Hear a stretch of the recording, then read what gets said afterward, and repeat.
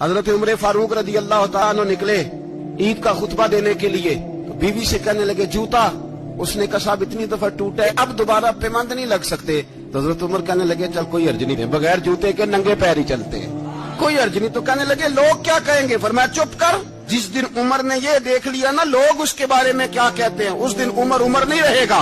तो कहा फिर आपका नजरिया क्या है? फरमाया मेरा नजरिया ये है कि रब रसूल मेरे बारे में क्या कहते हैं। नंगे पैर उमर जा रहे हैं। कौन जी? मैं बड़ा माड़ा। अच्छा जनाब क्या क्या गुर्बत है? 10 किस्म के जोड़े लटके हुए हैं कमरे में और पहनने की फुर्सत नहीं, सवेरे क्या पहनना है शाम क्या पहनना है, पर तू गरीब है, तू बहुत बड़ा गरीब है। इसलिए कि गुर्बत पैसों की वजह से नहीं होती, गुर्बत तो दिल की होती है। तू वाकई बड़ा गरीब है और तू गरीब ही रहेगा। अमीर तो उमर फारूक थे जो नंगे पांव चले गए ईद की नमाज पढ़ाने, तो रस्ते में जो मिला कहने लगा उमर जूता तो पहन लो।